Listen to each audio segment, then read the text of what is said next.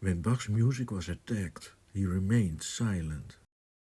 While his gymnasium education had trained him in the rhetoric of Cicero, Bach expressed himself with his art. Adolph Scheibe called Bach's style turgid, confused, artificial, gloomy and unnatural. Bach's learned friends defended his cause and pointed out the logical structure of his compositions. In this video, we'll explore that logic and see how Bach used rhetoric to recover from a comma. Luther's chorale, "We All Believe in One God," was sung every Tuesday at the beginning and end of the school day. In the church year, it was the centerpiece on Trinity Sunday. 312 church leaders met in Nicaea, Greece in the 4th century to establish the fundamental beliefs of Christianity. Their credo text testified to the incarnation of God in Jesus and the Trinity of God, Jesus and the Holy Spirit. In 1739, it was 2 centuries since Luther had preached in the St. Thomas Church in Leipzig. There were 3 major celebrations that year to commemorate that. Bach therefore published a collection of chorale arrangements for the king of instruments, the organ. In the beginning was the barber, and the barber was with a mirror, and the mirror became an organ. Ctesibius created a hydraulically adjustable mirror for his barber shop in 300 BCE. It gave a tone when you changed the height. Ctesibius added a keyboard, the first in history, and a series of pipes. Copper fragments of such ancient organs have been preserved. Tuning such was a topic for calligraphers. Pythagoras had a system based on whole number ratios. Note distances mirrored planetary proportions.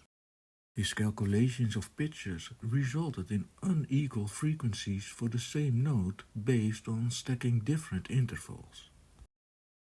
This strikingly present false-sounding difference became to bear his name, the Pythagorean comma. Solving this comma problem has been a tough nut to crack for millennia. Number 3 is omnipresent in Bach's 3rd published collection, Clavier-Übung 3. The opening prelude and closing fugue both have 3 subjects. The division into genres including 3 trios. The minor keys have 3 flats, the major keys together form a chord with a major third. 3 voices, parallel thirds, the Lutheran text. It is a long list. Bach's library contained exactly 1 theory book. Author Johann Joseph Fuchs wrote in Latin. Missler translated it into German. Fuchs clearly explains the Pythagorean tone ratio and the comma problem. He then tells that organists distribute the comma difference evenly across the notes, the so-called equal temperament tuning. Haydn, Mozart and Beethoven made grateful use of the step-by-step instruction in Renaissance counterpoint. Practical exercises were the learning method. Bach had no appreciation for this dry task. It lacked art. Fuchs stressed practice over theory. Bach stressed art over practice. Die Kunst der Fuga was his response, and in which he would fix a different comma. Fuchs' counterpoint was based on the work of Renaissance composer and calligrapher Giovanni Pierluigi da Palestrina. Bach studied directly from the source, learning by copying and arranging. For example, Palestrina's Mass for 6 voices. The original name of the piece was Missa sine nomine, Mass without a name, meaning that the music was not based on an existing melody. How to compose a free prelude on a chorale melody was written down by family member, organist and colleague Johann Gottfried Walther. artful harmony and melody of voices between bass and soprano is created by insertion of short musical phrases, tirata. They were the core of Bach's composition lessons. Walther was a neat calligrapher. His rate as a copyist was 12 pfennigs for a folio. His theory teacher was organist Andreas Werckmeister. In Werckmeister's swan song, the Pythagorean comma is a paradox, imperfection in a perfect world built by God from whole numbers. His philosophy is Lutheran. He quotes Erasmus and summarizes the work of German humanist music theorists such as Johannes Lippius and Anastasius Kircher. The triad comes from divine mathematics and is an expression of God's spirit. He therefore distributes the comma irregularly so that the major third sounds purer, like the divine truth it mirrors. Seen from this perspective, tuning and composing had ties with Lutheran truth. For Bach, who as a composer sought the boundaries of what is harmonically possible, no light task. In addition, he created a fusion of Palestrina's fabric with modern style elements. Bach was wont to use the punctuated rhythm of a French overture exactly halfway through his publications.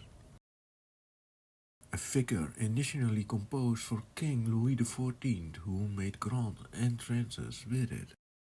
From French organ collections he obtained embellishment tables, including commas and their inversions.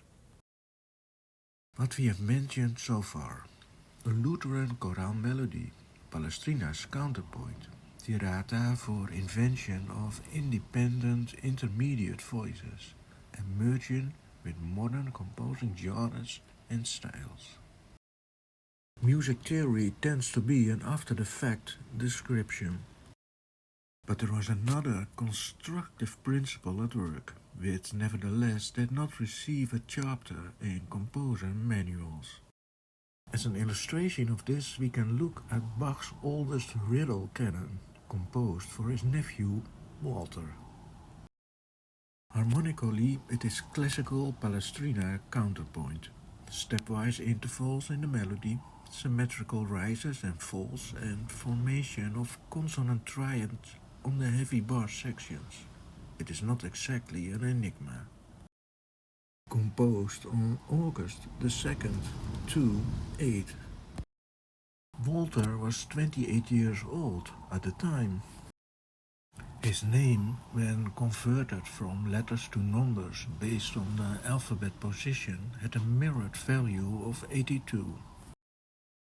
There are a total of 82 notes in the composition. How did he come up with this idea? Did it even get across?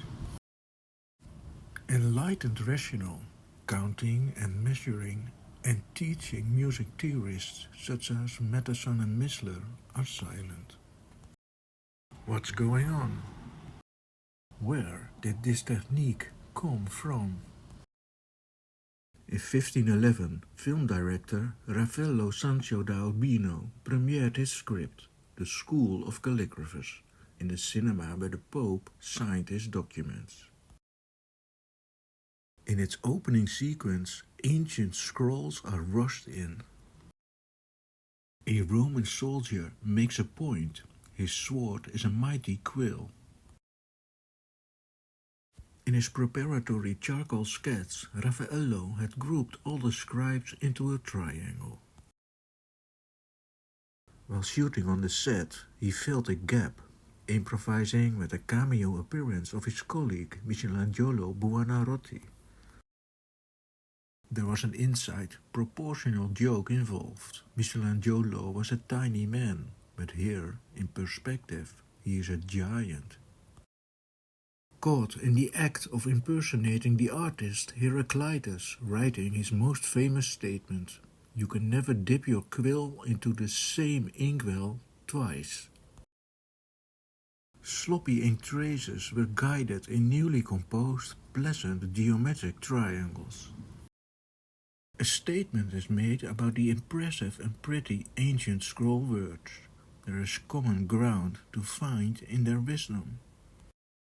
This was streaming lava to hold, and the Pope asked his nephew to impersonate the guy who single-handedly talked it all together. Giovanni Pico della Mirandola was able to progress on the idea that musical intervals represent the building blocks of the world. He had a Kabbalistic library translated into Latin, which ended up on the shelves of the Pope's cinema after his lava arsenic poisoning. But his creative fusion of music philosophy and mystical numerology found a following among music theorists, especially in Germany. Culmination of this development is found in the work of a man who devised significant improvements for film projections, Anastasius Kircher. Bach calligraphed 70 editions in red ink in his own copy. His autograph was lost in World War II. The editions concern omissions by the 4 engravers. If the engraver put one line too many, such as here a 16 beam on a rest mark, the imperfection was retained. The rest signs in the final measure differ for each of the 4 voices. Bach's template for the engraver would have been unclear. As in the riddle canon, where the titles that self-made man Bach proudly collected ultimately end up cramped in the margins. Upbeat and final bar should make a complete measure according to notation rules. The collections of the Inventions and the Well-Tempered Clavier Part 1 together had 3,120 bars. Likewise did Clavier-Übung 1 and 2. Clavier-Übung 3 and 4, the Goldberg Varaiations, lack 70 bars for this total. But in his personal copy of the Goldberg Varaiations, Bach added an extra page with 14 riddle canons. Following notation rules and completing upbeat and closing bars, it makes a total of 73 measures. Factual calligraphy adds up to a perfect, imperfect 70 bars. The audience for such, Bach and his personal relationship with God. Calligrapher Desiderius Erasmus wrote with a reed pen on a writing stand at 20 degrees. His Bible translation, based on ancient sources, put him in a difficult position. The single passage about the Trinity of Father, Word, and Holy Spirit being one turned out to be a much later addition, which he therefore omitted. The issue became known as the comma Johanneum, comma meaning short inserted sentence. Martin Luther based his German translation on Erasmus and also omitted the comma. But in his successful chorale text, faith, credo in the Trinity is the central subject. Father, the creator, word, language, the form, and spirit, the content, are one. The 4th century credo speaks of Father, Son, and Spirit. The textual addition to the Bible speaks about Father, Word, and Spirit. Son and Word differ and are alike as 28 and 82. An ingenious imagination can make connections incessantly, and an artistic mind can load it with profound meanings. Raffaello's pilot film was shown on the opposite screen in a cinema. His structured, well-organized mind made him architect of St. Peter's. The temple was financed by indulgences, much to the anger of the monk Luther, who took a stand on the front door of the church. He was excommunicated for this. The casts of the blockbusters watched as the Pope signed the document. Luther went into hiding in Eisenach, Bach's birthplace, and unified the German vernacular with his translation of the Bible. War broke out, and the Pope's cousin Francesco, Mirandola in Raffaello's cast, led the army. The stanza della segnatura, the signature room, became a slaughter field. The Pope's army was defeated. Luther's name was written again, this time by an armed man. He used his weapon as a writing tool, engraving the letters into the plaster of Raffaello's fresco. Benvenuto Cellini made a pepper and salt set as a conversation starter for the French king. In his memoirs, Cellini recalls the soldier engraving Luther with a pike on the wall. The lance came from a statue group in which a Roman soldier delivered the fatal stab to Christ. While Clavier-Übung 3 was being engraved, Bach came up with the idea of expanding it. We can read traces of this because the page numbering was changed.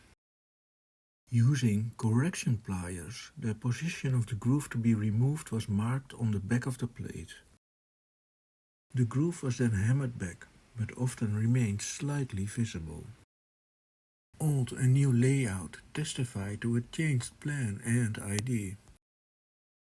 Kircher's Platonic man cave showed an endless stream of slick and fantastic films. The acoustics were superb, and Bach quoted Kircher when he praised the acoustics of an opera cave to his son. The 1650 blockbuster Universal Music circulated for a century. Despite its encyclopedic scenery, this was of little use for Bach as a composer manual. Nothing new. God is an organist who creates the world on an organ. That was a nice metaphor, which may have more appeal.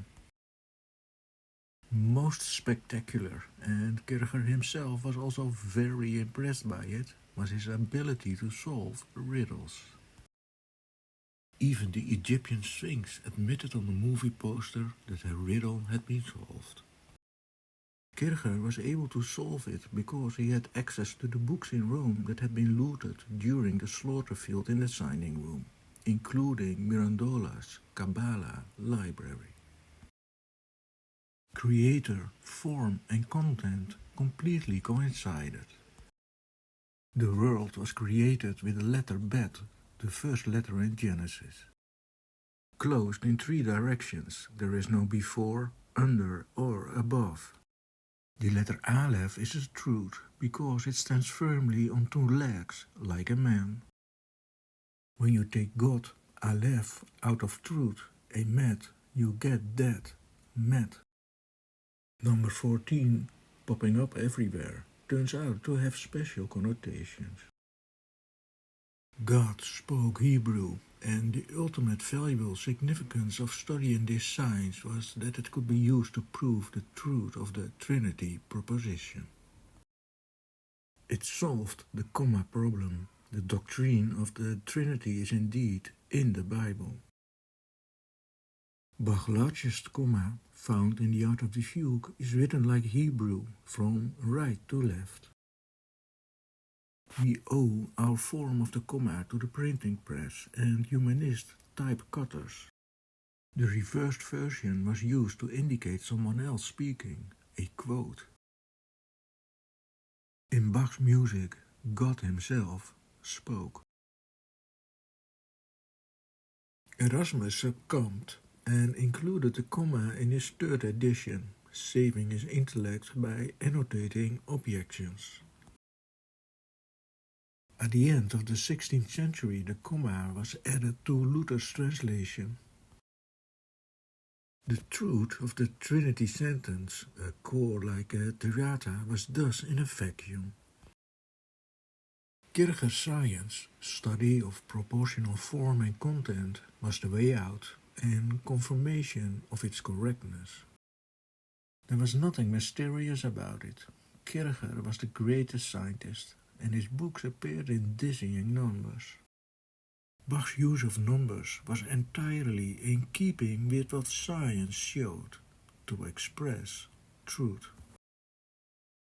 Painter and posthult copyist Quinten Massijs gave Erasmus a wood-colored quill. Sharply observing Albrecht Dürer and Hans Holbein will have worked true to life. The writing stand changes writing. Motor skills are freer and more smooth. The inkwells are close to the height of the written lines.